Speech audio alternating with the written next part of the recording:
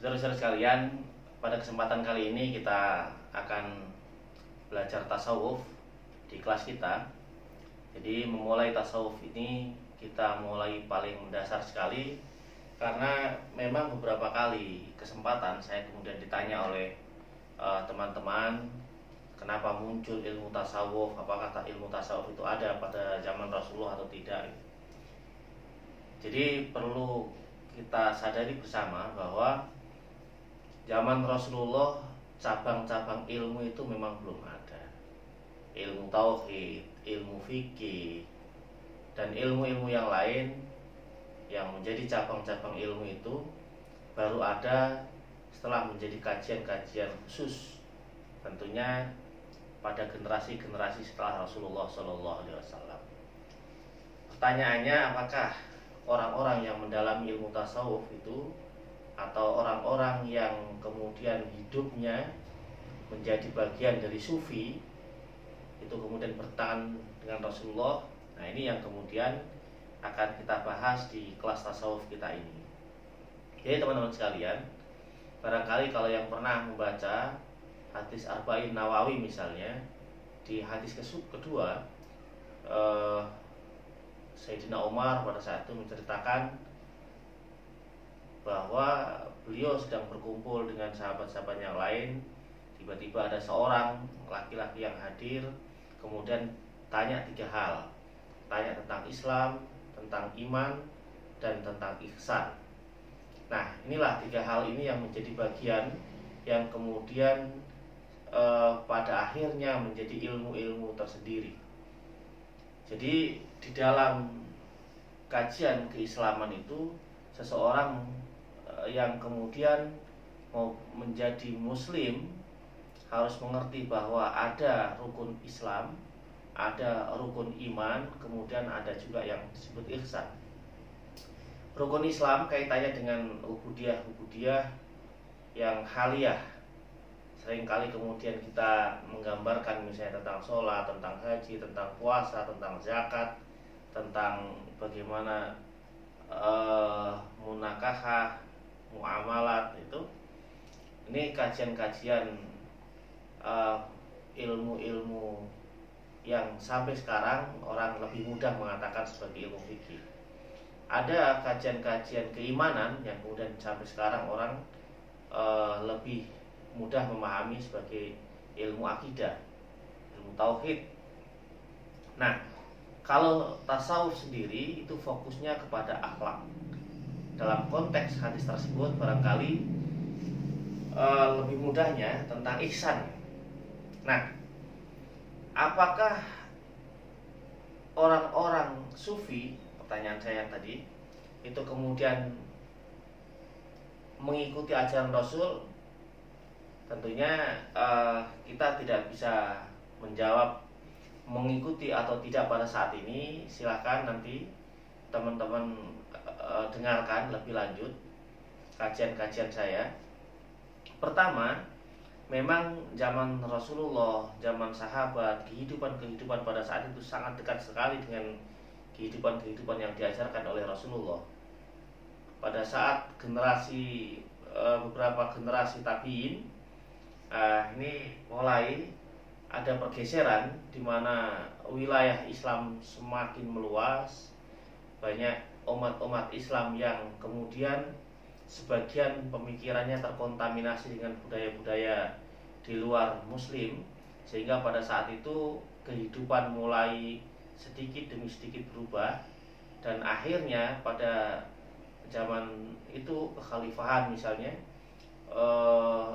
ada bagian-bagian khalifah yang kemudian nampak oleh banyak orang sangat glamor sekali. Disitulah kemudian ada sebagian kelompok orang yang merindukan kehidupan dari apa-apa yang beliau pelajari ini, kemudian ingin kembali kepada apa yang telah diajarkan oleh Rasulullah dan diikuti oleh para sahabat-sahabatnya. Hadirin sekalian, orang-orang ini ingin kembali lagi kemudian sangat merindukan kedekatan kepada Allah Subhanahu wa taala. Maka orang-orang sufi itu lebih fokus kepada akhlak kepada sesama maupun akhlak kepada Allah Subhanahu wa taala.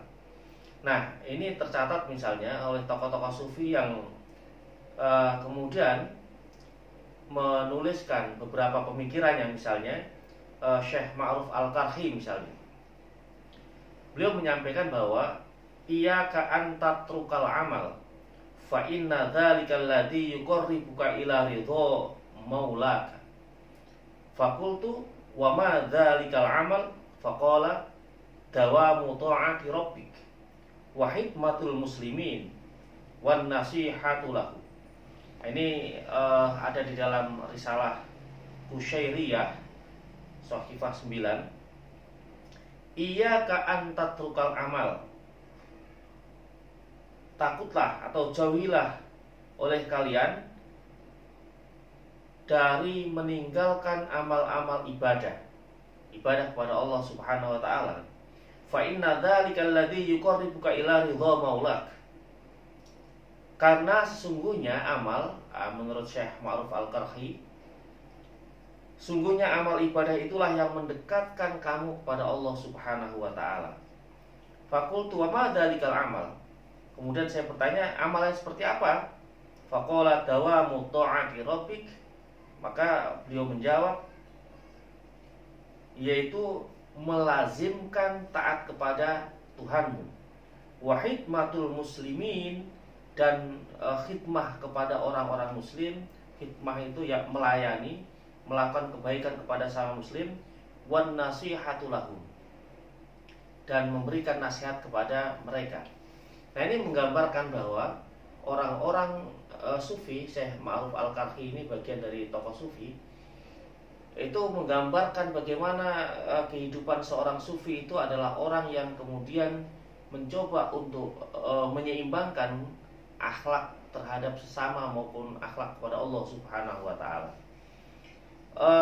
Oleh karena itulah, jika saudara-saudara ini pernah mengetahui atau mendengar orang-orang yang memiliki kita anggap sebagai memiliki keistimewaan, entah bisa terbang, entah bisa jalan di atas lautan, di atas air atau apalah itu, tapi orang-orang ini kemudian dalam kehidupannya tidak menggambarkan ketaatan kepada Allah Subhanahu wa taala, sesungguhnya ini bukan sufi yang dimaksud di dalam Islam. Kenapa saya menyampaikan begitu? Karena memang sufi itu karena kaitannya dengan akhlak, kaitannya dengan moral, maka hampir semua agama, semua ajaran-ajaran agama itu mengajarkan tentang sufi juga. Tapi sekali lagi saya sampaikan bahwa Islam juga mengajarkan sufi, dan sufi yang diajarkan dalam Islam ini mendasarkan ajarannya kepada Al-Quran dan hadis. Maka Syekh Abu Yazid Al-Bustami misalnya menyampaikan, lau nadartum ila rajulin uqtiya minal karomati hatta yartaqiya fil hawa fala tartarru bihi hatta tanduru kaifa tajidunahu indal amri wan nahyi wa hifdzil hududi wa da'is syari'ah. Jadi seandainya kalian mengetahui ada seseorang yang diberikan keramat, apa keramat itu? Ya keistimewaan lah ya. Keistimewaan sampai ia bisa terbang misalnya, terbang di udara. Jangan kemudian Anda cepat tertarik. Cepat heran. Ini kayaknya orang luar biasa, mungkin diberikan keistimewaan oleh Allah gitu. Kemudian akhirnya kita menjadi berkiblat kepada orang tersebut. Syekh Abu Yazid Al-Bustami kemudian menyampaikan,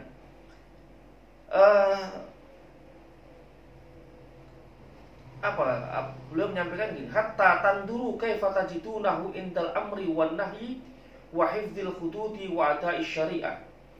Kecuali kalau kemudian Anda melihat orang itu juga melakukan apa-apa yang diperintahkan oleh agama, kemudian meninggalkan apa yang dilarang oleh agama, dan menjaga apa-apa yang kemudian disyariatkan oleh Rasulullah Shallallahu Alaihi Wasallam. Dengan demikian, maka orang-orang sufi itu sesungguhnya orang-orang yang berpegang teguh, sekali lagi berpegang teguh kepada ajaran Al-Quran dan Al-Hadis. Mungkin kelas kita hari ini cukup sekian. Nanti insya Allah kita sambung di kelas berikutnya. Terima kasih. Assalamualaikum warahmatullahi wabarakatuh.